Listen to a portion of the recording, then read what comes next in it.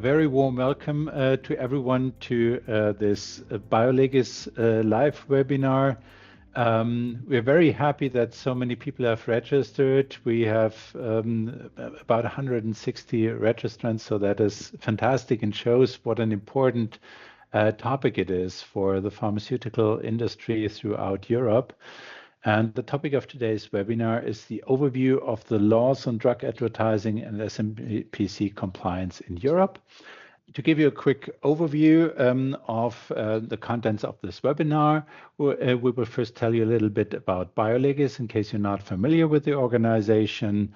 We will then introduce our project, the comparative overview of drug advertising in 17 European countries.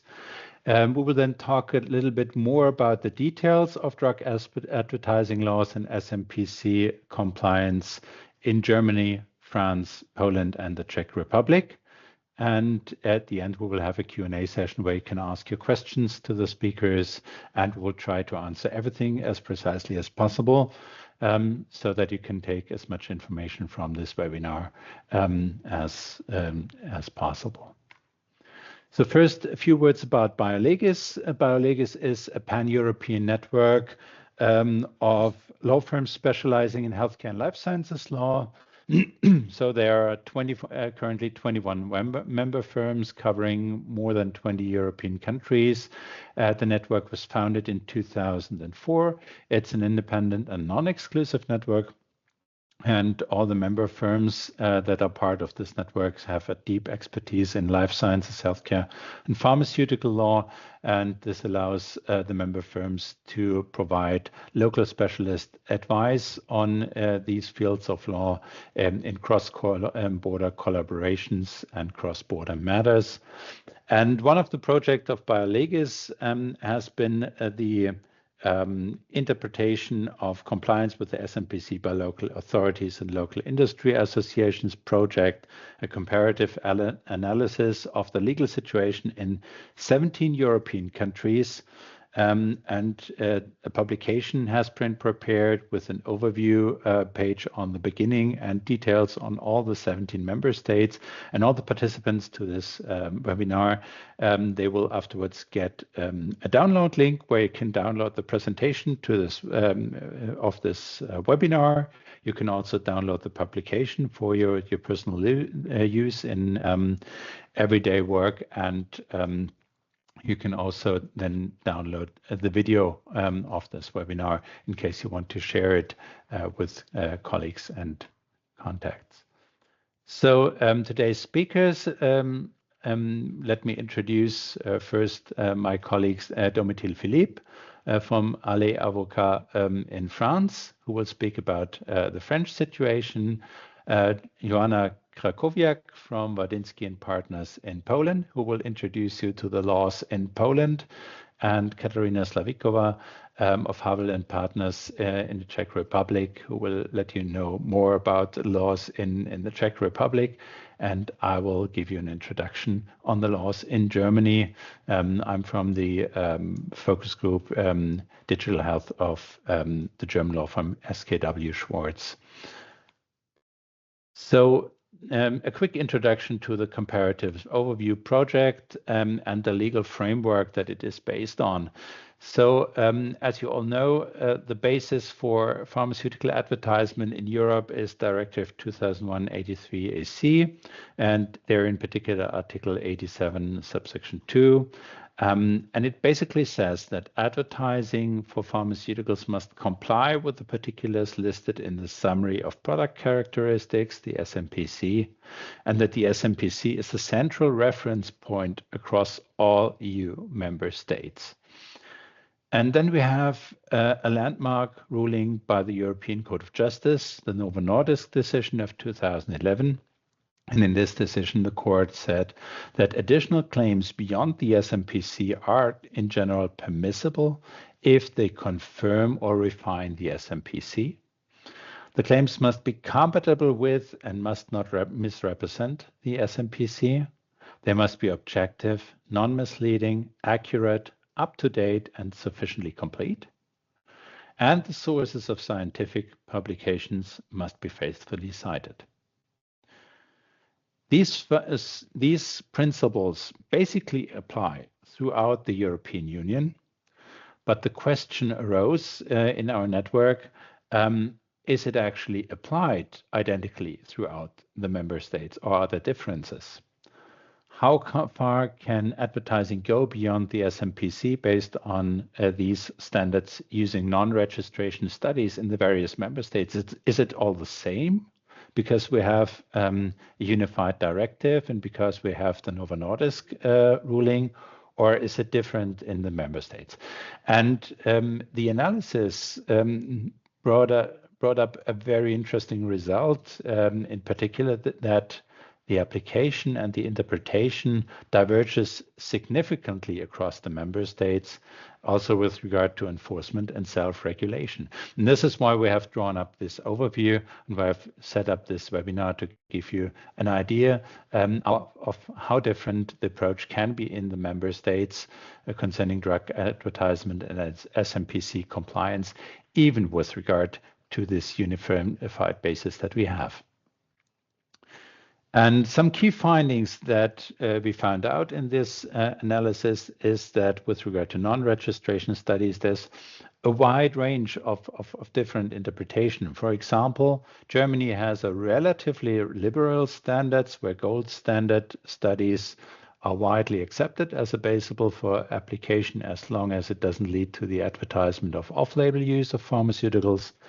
And whereas, for example, in Sweden and the Czech Republic, only strict compliance and strict adherence to the SmPC content is legal. So there's a wide range of different interpretations in the member states.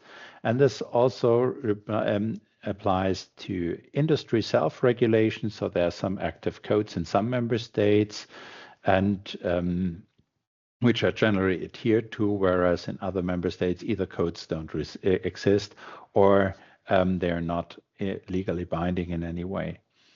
Regulatory enforcement is also different. So we have, for example, in Germany, a rather competitor-driven enforcement, while in other member states, it's rather authority-driven. And the question always is, are English texts available where I can get a better idea of the rules and requirements in other states? Because, for example, when I look into countries like Poland or Czech Republic, I don't speak the language, but if English versions are available, then I can get a better first idea what the legal provisions are. And we have found out that in many countries, English guidelines are available, while in others, like for example in France, Sweden, Netherlands, Turkey, and Spain, they are not. So after this introduction, we will give you a first overview of the 4 countries to give you a better idea on the findings that we had in this comparative overview at the example of 4 countries, and also to educate you a little bit about the drug advertising laws and SmPC compliance laws in these countries. And I will start with Germany, and after that we will talk about France, Poland, and the Czech Republic. So generally in Germany, as already mentioned, we have a relatively wide interpretation of confirming or refining the SmPC in drug advertisement according to the Novo Nordisk standards. As a general rule, you can say that scientifically valid study results, in particular from so-called gold standard studies, gold standard, means randomized, double-blinded, placebo-controlled, peer-reviewed, and with adequate statistic evaluations. So the results from these studies, they may in general be used in advertising, even if the study results are not contained in the SmPC or not contained yet. And in any case, but that's also comes from the standards, from the European standards, the studies must always be cited correctly. The question arises, can I use a study that is below this gold standard study, like a retrospective study or a lab study? And in general, yes. So if the study, according to its scientific requirements, has been carried out correctly and in accordance with the scientific standards, then it can be possible, depending on the circumstances, to use the study results in advertisement if the limitations resulting from that kind of study are revealed and laid open in the advertisement, and also the other limitations are clearly mentioned. So you can do that in a footnote, for example. But there's some additional limitations coming from the German Healthcare Advertising Act, the Heilmittelwerbegesetz. The most important one is that under Section 3A of the Healthcare Advertising Act, it is not allowed to advertise the off-label use of pharmaceutical products. So it's so if the study result actually concerns a different indication than the one for which the pharmaceutical product is authorized, then it's not allowed to use that in general. So then you first have to adapt the marketing authorization accordingly. Also, another rule that we have in Germany is that the advertisement of prescription drugs must be strictly limited to healthcare professionals. So it's not allowed to advertise prescription drugs outside this circle of healthcare professionals. And this is particularly important when we speak about social media, because in social media content, sometimes you see that people from representatives of pharmaceutical companies, when they post photos from conferences or industry exhibitions at conferences, and in the back you can see advertisement for prescription drugs. That would, strictly speaking, be a violation of this law, because it then shows advertising for prescription drugs in the background, and it's freely accessible and not only limited to healthcare professionals. And in Germany, we have the principle of strictness, which means that there are particularly strict requirements as to the correctness, clarity, and unambiguity of health-related claims. So even a low risk of recipients being misled renders the advertising unlawful. So I've already mentioned that enforcement in Germany is perhaps a little bit different than in other countries because it's competitor focused. Under the German Unfair Competition Act, competitors have claims to stop infringing advertisement of their rival companies. So if pharma company A sees an advertisement of pharma company B, which is considers to be unlawful under the applicable standards, it can send a cease and desist letter and also can take that company to court in civil action, which often happens in injunctions. And that's a very efficient and fast way to stop illegal advertisement by companies in Germany. We also see increased activities over the last years by consumer protection and competition organizations, in particular if certain advertisement, for example, for non-prescription drugs, concerns consumers, and the advertisement is or could be misleading, then they send cease and desist letters to pharmaceutical companies.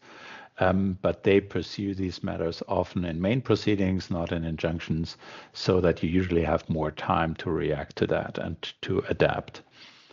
Authority action, on the other hand, is a little bit less likely in Germany because it's so much competitor driven and competitors are usually quite active.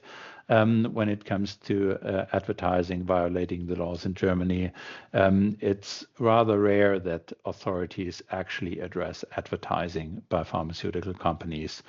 So that is mainly done by the competitors. If enforcement takes place, the focus is always on cessation and assistance. So about stopping the advertisement violating the law, and to a limited extent to reimbursement of legal costs.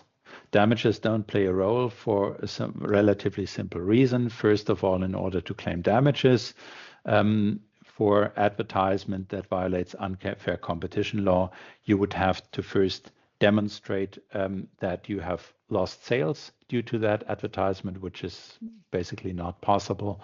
And second is, in order to claim lost profits, you would have to lay open your calculation of profits to your competitor, and that's normally not desirable. A warning which is often overlooked and is very important from our experience, the response deadlines to cease and desist letters and in Germany are usually very, very short.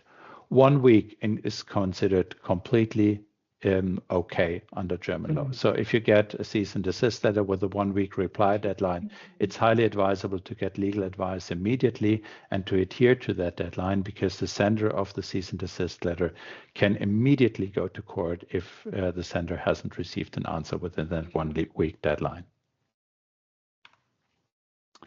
To give you an example how this is treated in practice, I've brought you a case here. It's a real case from the Federal Court of Justice. It's the Sinopret case. Sinopret is a medicinal product that is indicated for acute uncomplicated inflammation of the paranasal sinuses. And the advertisement that was subject to this court case was a claim that the drug had an anti-inflammatory and antiviral effect. The anti-inflammatory effect in the SmPC was addressed, but it was only demonstrated in animal studies and in vitro studies, but not in human studies showing clinical relevance. And the court decided that the advertisement was held to be misleading because the addressed public expects the claimed anti-inflammatory and antiviral effect to be proven as a result of a scientifically valid human study with clinical relevance. So that shows the study approach of the German case law and the principle of strictness. And what is very important to understand in relation to the SmPC and advertisement here, had the claimed therapeutic effect within the approved indication been proven by a gold standard study in humans, then advertising with an anti-inflammatory and antiviral effect would have been legal under the principle of strictness, although not expressly contained in the SmPC. So the case was not lost because it was not in the SmPC. The case was lost because there was no proper human study that showed the advertised anti-inflammatory and antiviral effect. And with that, I would like to pass on to Domitil to tell us something about the legal situation in France. Thank you, Oliver. France is governed by EU for sure and national regulatory control. The third thing is that the advertising must faithfully reflect the marketing authorization and the SMP. The rules are codified in the French Health Public Code, which provide that the advertising must not be misleading. It must present the drug objectively. It must promote its proper use, and it must comply with the SmPC and the therapeutic strategy recommended by the French National Authority for Health, which is the HAS. In practice, it means that promotional claims must be traceable to the relevant section of the SmPs. Otherwise, the advertising materials must be considered misleading. Furthermore, a distinctive feature of the French system is that there is a regulatory pre-control of the French National Agency for Medicines and Health Products, which is called the ANSM, and which will issue a visa for the advertising, whatever the form of the advertising and whatever the public for the advertising, whether it's the general public or advertising targeting professionals for prescription medications. So in any case, you must first get a prior approval from the French regulator prior to making any ads. And you have to make a filing for either general public advertising or professional advertising. It's two separate filings, which is done online. And upon being granted this visa, it's valid for 2 years, unless there is any changes to the marketing authorization.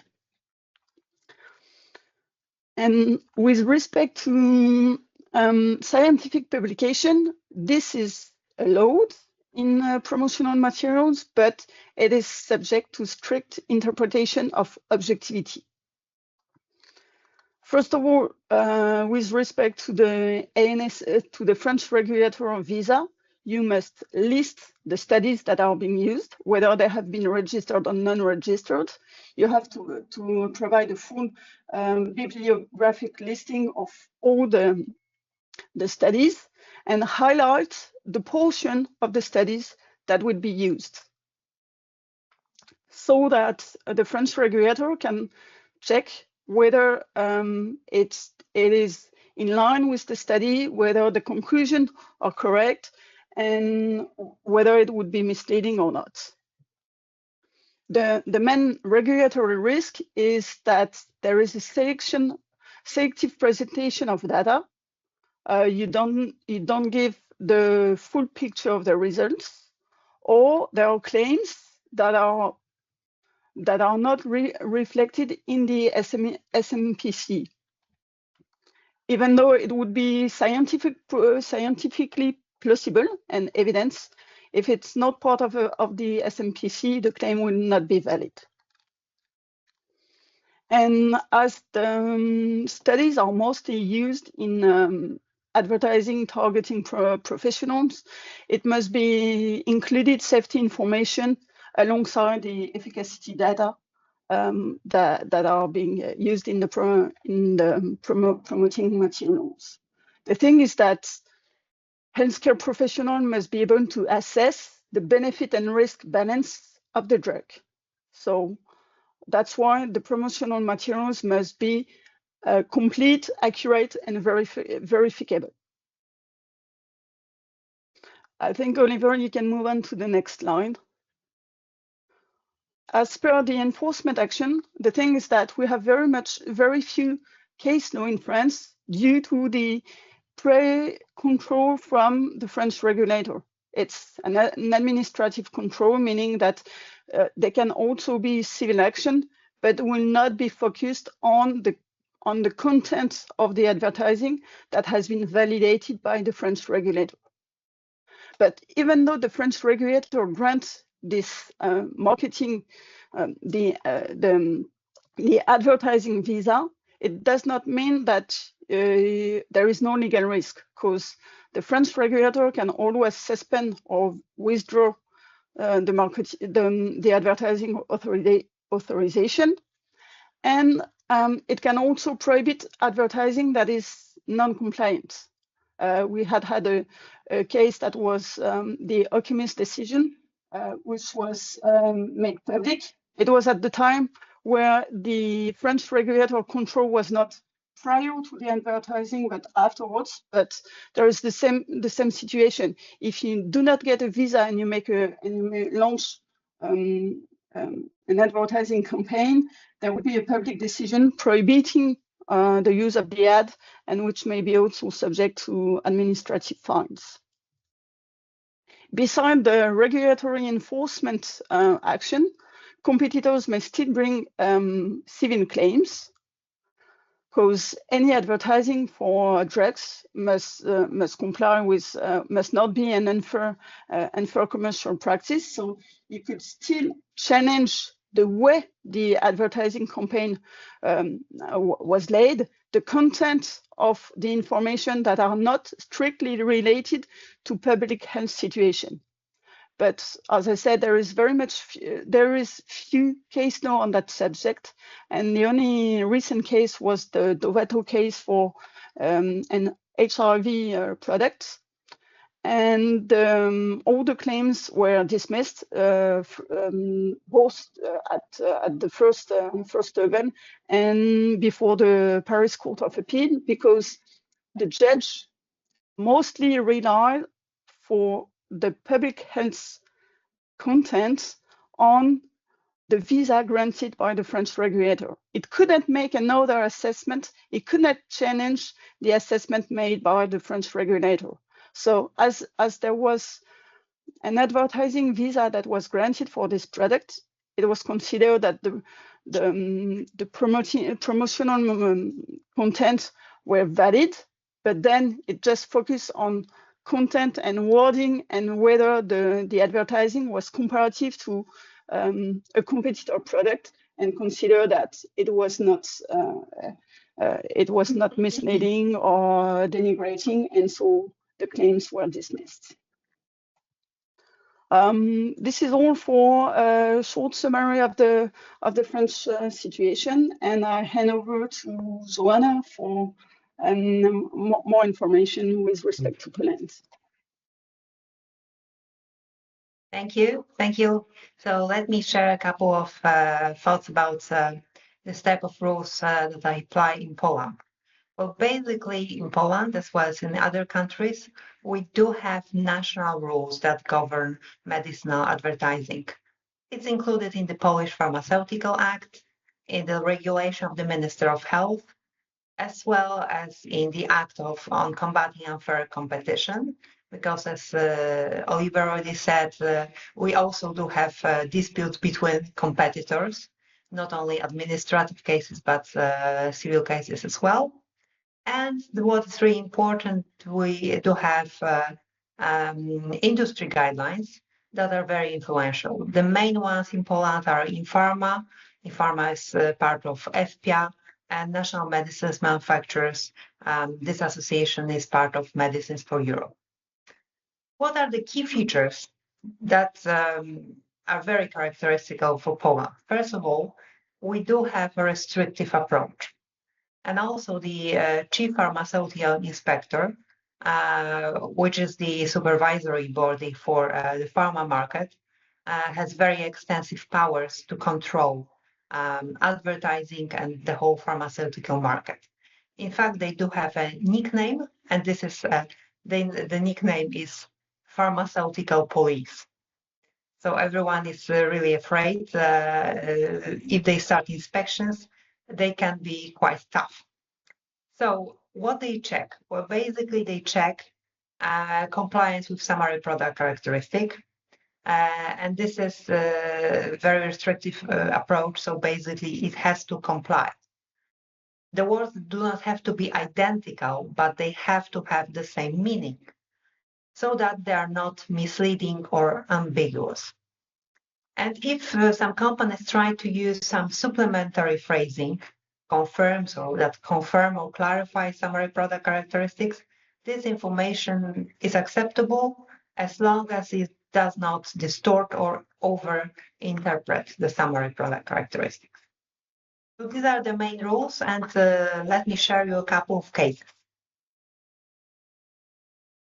The first case was about comparative advertising. There were two products. The first one, permethrin, was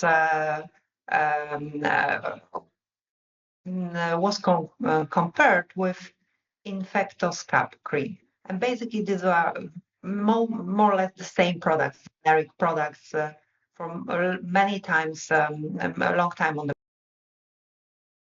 There was a type of chart distributed mostly within pharmaceutical warehouses, but also sometimes doctors and pharmacists that compared these features. And basically in Poland, you can have comparative advertising of medicinal products, but of course, there are very strict rules. And even though this comparison was more or less in compliance with the summary product characteristic, it was ambiguous. So let's take it step by step. Clinical trials. Well, basically, there was no clinical trials with respect to permethrin. That's true. There were also no trials with respect to Infectoscap. So that was inaccurate, in fact. When it comes to treatment periods, the treatment period was exactly the same for both products. So it was between 8 hours and 14 hours. But what was indicated here is to show that the Infectoscap works faster. So you only need 8 hours whereas permethrin is up to 14 hours. And the last but not least, it was about the application. And on the application, the court said that you cannot refer to properties of a medicinal product resulting simply from its form unless it's specifically addressed in the summary product characteristic. So because the comparison here showed that it's a gel, okay, so alcohol evaporates quickly and the gel dries. So this is always true because of the pharmaceutical form. And recipients, addressees of this advertising could have had false understanding that the Infectos cap is better because the cream remains on the skin for a long time. This is what they claimed. So this comparison does not fulfill the requirements. And let me add one more thing. That was a ruling of a civil court in Warsaw. And basically, this is an exception because most cases are of an administrative nature. And this one wasn't. So basically, one of the companies applied for a preliminary injunction. In fact, they didn't obtain the preliminary injunction, but the reason was that they were tolerating this infringement for too long time. In Poland, we have a rule that you have to act quickly. Quickly means within 6 months from the time when you get the information on the infringement. So they acted too slow, but on the otherwise, they probably would have obtained this PI because the court clearly said that this is a misleading comparison. Okay. So another case. That was a product invented by one of the Polish OTC manufacturers. And as you can see, the structure was quite complicated. There was a platform, and on the platform, there was a program for pharmacists. So the program was open to participate to all pharmacists in Poland and people with pharmaceutical profession, pharmacists. So if a pharmacy joined this program, they were obligated to provide information on the specific medicinal products of that manufacturer, both recommendation as well as some educational content. And there were scoring points for this. When they gathered certain threshold of points, they were entitled to gifts. The gifts were not very high value, but definitely over the allowed value of 100 Polish zlotys, that is like 20 euros. This is the allowed gift value in Poland. So basically, they could have won laptops, for example, or some other items. So that was a challenge for the authorities. And let's see how the case was decided. There was a defense. Basically, the defense of the platform, the manufacturer, was that it's education. So patients benefit because pharmacists provide education. And in fact, in Poland, the Polish Act on the Pharmacist Profession imposes a duty to provide pharmaceutical care. So the pharmacists have an obligation, statutory obligation, to educate patients and consumers. And this was the main argument in defense. But the weakness here was that they were obtaining benefits for this, whatever you call it, educational or advertising activities. Of course, if you have education and if you perform work, it's possible to justify that you are allowed to have a remuneration for work actually performed. But here, the context was clearly promotional. Because first of all, the pharmacists had to inform, recommend a certain product. Once recommended, they were providing information, and this information, this educational part, was quotation from a patient leaflet about counterindications. And that's it. And they received this, they were gaining points irrespectively if there was a purchase done or not. But on the other hand, they were also transferring very valuable data to the platform, sales data, stock data, etc. So this case was decided by the pharmaceutical authorities and appealed to Court of Appeals. And finally, the Supreme Administrative Court rejected the platform's defense and decided that the educational campaign was carried out after recommending a product covered by the program and before purchasing. So the product recommendation was first. And the other element, which was also important, that by accepting the terms and conditions of the program, pharmacists agreed to transfer highly detailed sales inventory data. So that was, in the end, it turned out to be prohibited, and it's not used in this form anymore. So let's move to the last case. This is, it shows you how innovative people are, and there's a clash between, you know, certain freedom of artistic performance and pharma rules. Because the character that you can see on the slide, his name is Taco Hemingway, and he's quite a popular rap singer.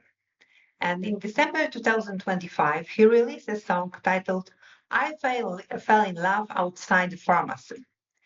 And in the lyrics, the name of the drug solpadeine appears several times. And in fact, the song was very popular, and the drug became very popular too. It was purchased by the fans, many times. So basically, the authorities are currently investigating this case. First of all, they asked the marketing authorization holder if they authorized Taco to do this advertising, and they rejected. So basically now there are proceedings pending against Taco Hemingway for unlawful advertising of a medicinal product, meaning unlawful that without authorization from the marketing authorization holder. So we'll see how the situation will develop, and if it happens that the authorities will impose a fine on Taco Hemingway, it will be a clear sign that the definition of what is pharma advertising in Poland is extremely broad. It's hard to continue after a rap song.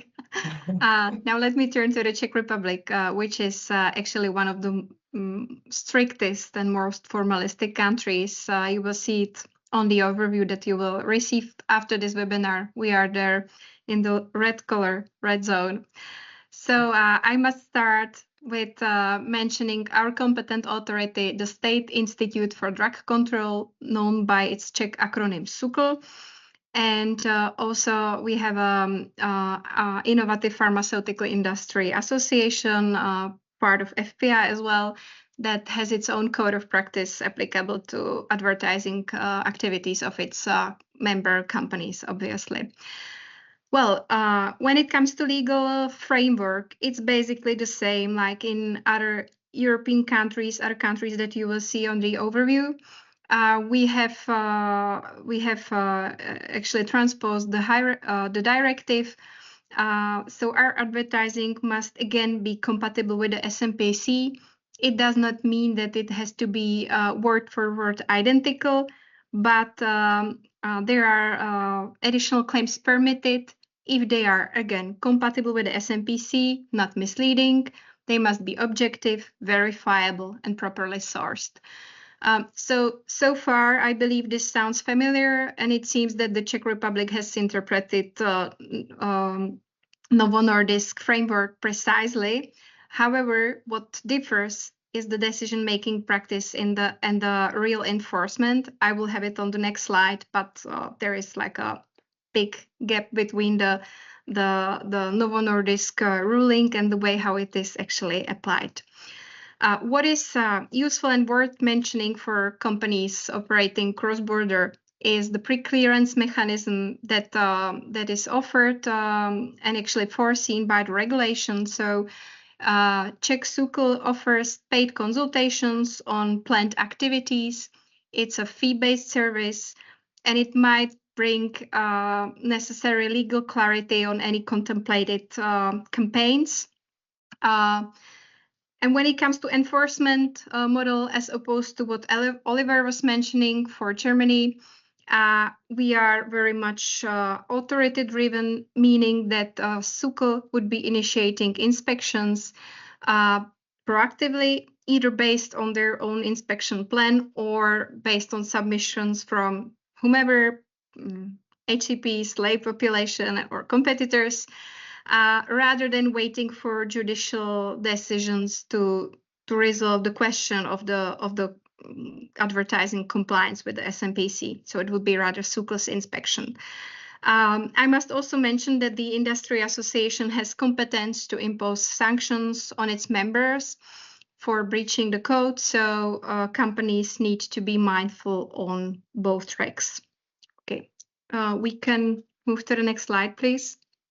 And now let me turn to what it looks like in practice, because this is where the Czech Republic becomes quite noteworthy from cross-border perspective. SmPC actually applies very narrow interpretation of what it means to confirm or refine the SmPC. Specifically, long-term follow-up data, real-world evidence data, and meta-analysis that are not yet reflected in the SmPC are, according to our own consultations passed with SmPC or with from our client cases, treated as new data, even if they concern the same clinical parameters as those parameters that are already included in the SmPC. And this applies regardless of data type. So as I mentioned, this approach applies to follow-up studies, to real-world evidence data, to network meta-analysis. None of these are treated automatically supplementary to the SmPC. Now, I would like to pause a bit on this point because this is an important point. We are not talking here about, in cases of follow-up studies, for instance, we are not talking about data on new indication, data on new patient population, or data on different endpoints. We are talking about data that look at the same parameters as those that are actually included in the SmPC for a longer time horizon.